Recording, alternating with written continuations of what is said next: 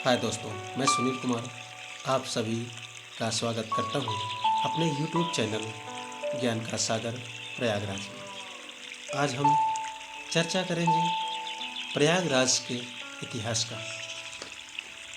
दोस्तों, प्रयागराज उत्तर प्रदेश के बड़े जनपदों में से एक है।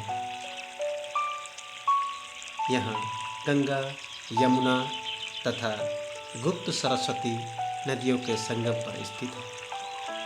संगम स्थल, इस स्थल को त्रिवेणी भी कहा जाता है। यह हिंदुओं के लिए विशेष पवित्र स्थल भी है। प्रयाग में आर्यों की प्रारंभिक बस्तियां स्थापित हुई थी।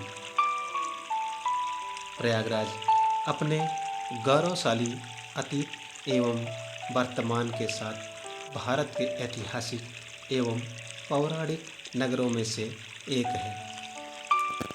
यहाँ हिंदू, मुस्लिम, सिख, जैन एवं ईसाई समुदायों की मिश्रित संस्कृति का शहर है। हिंदू मान्यता के अनुसार यहाँ सृष्टिकर्ता ब्रह्मा ने सृष्टि का कार्य पूर्ण होने के बाद प्रथम यज्ञ किया था। इस प्रथम यज्ञ के प्र और याग अर्थात यज्ञ से मिलकर प्रयाग बना और उस स्थान का नाम प्रयाग पड़ा, जहाँ भगवान श्री ब्रह्मा जी ने सृष्टि का सबसे पहला यज्ञ संपन्न किया था। इस पावन नगरी के अधिष्ठाता भगवान श्री विष्णु स्वयं हैं और वे यहाँ माधव रूप में विराजमान हैं। भगवान के यहाँ 12 स्वरूप विद्यमान हैं, जिन्हें द्वादश माधव कहा जाता है। सबसे बड़े हिंदू सम्मेलन महाकुंभ की 4 स्थलियों में से एक है। शेष 3 हरिद्वार, उज्जैन एवं नासिक हैं।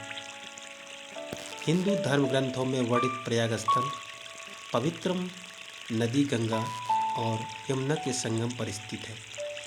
यहीं सरस्वती नदी गुप्त रूप से संगम में मिलती हैं, अतः ये त्रिवेणी संगम कहलाता है, जहाँ प्रत्येक 12 वर्ष में कुंभ मेला लगता है। प्रयाग सोम, वरुण तथा प्रजापति की जन्मस्थली भी है। प्रयाग का वर्णन वैदिक तथा बौद्ध शास्त्रों के पौराणिक पात्रों के संदर्भ में भी रहा है। यहाँ महान ऋषि भारद्वाज ऋषि, दुर्वासा तथा ऋषि पन्ना की ज्ञानस्थली भी है। ऋषि भारद्वाज यहाँ लगभग 5000 ईसा पूर्व में निवास करते हुए 10,000 से अधिक शिष्यों को पढ़ाया भी था। वर्तमान में झूसी क्षेत्र, जो कि संगम के बहुत करीब है, चंद्रवंशी चंद्र के वंशज राजा पुरूरव का राज्य था। पास का कौशाम्बी क्षेत्र वत्स और मौर्य शासन के दौरान समृद्धि से उभर रहा था। 643 ईस्वी में चीनी यात्री वान त्सांग ने पाया कि कई हिंदुओं द्वारा प्रयाग का निवास किया जाता था, जो इस जगह को अति पवित्र मानते थे। 1575 ईस्वी संगम के सामरिक महत्व से प्रभावित होकर सम्राट अकबर ने इलाहाबाद, जो कि वर्तमान में प्रयागराज के नाम से जाना जाता है, शहर की स्थापना की, जिसका अर्थ अल्लाह का शहर है। मध्ययुगीन भारत में शहर का सम्मान भारत के धार्मिक सांस्कृतिक केंद्र के तौर पर था। एक लंबे समय के लिए यह मुगलों की प्रांतीय राजधानी भी थी, जिसे बाद में मराठाओं द्वारा कब्जा कर लिया गया। 1801 ईस्वी में शहर का ब्रिटिश इतिहास इस वर्ष शुरू हुआ, जब अवध के नवाब ने इसे ब्रिटिश शासन को सौंप दिया।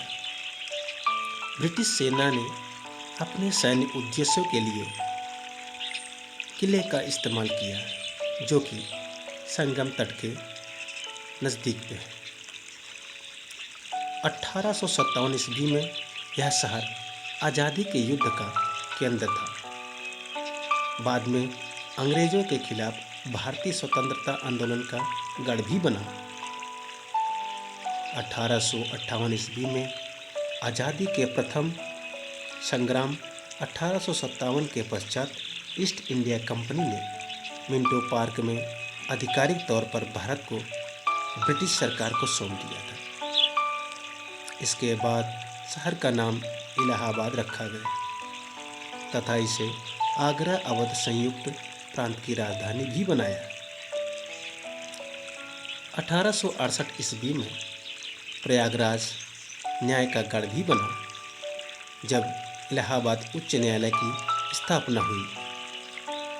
1871 ईस्वी में ब्रिटिश वास्तुकार सर विलियम एमर्सन ने कोलकाता में विक्टोरिया मेमोरियल डिजाइन करने से 30 साल पहले ऑल सेंट कैथेड्रल के रूप में एक भव्य स्मारक की स्थापना की।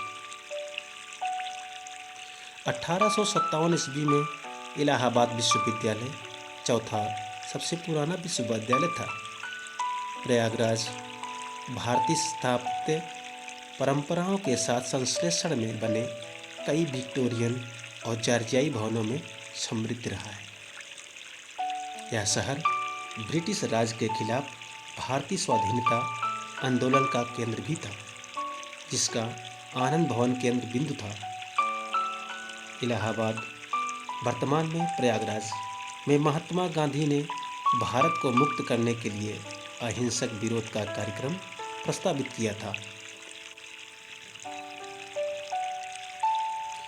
प्रयागराज ने स्वतंत्रता के पश्चात भारत की सबसे बड़ी संख्या में प्रधानमंत्री पद प्रदान किया है। जवाहरलाल नेहरू, लाल बहादुर शास्त्री, इंदिरा गांधी, राजीव गांधी, वीपी सिंह, पूर्व प्रधानमंत्री चंद्रशेखर इलाहाबाद विश्वविद्यालय के छात्र थे। प्रयागराज मूल रूप से एक प्रशासनिक और शैक्षिक शहर है।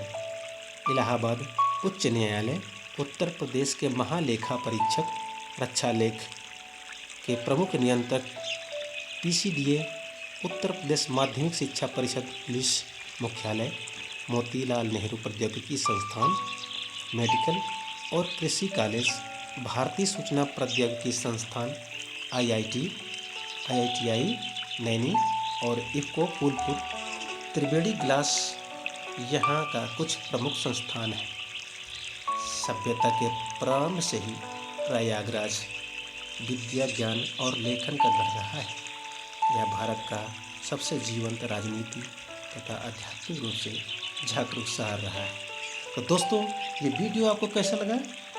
वीडियो आपको अच्छा लगा हो तो लाइक, शेयर, सब्सक्राइब अवश्य करें। धन्यवाद।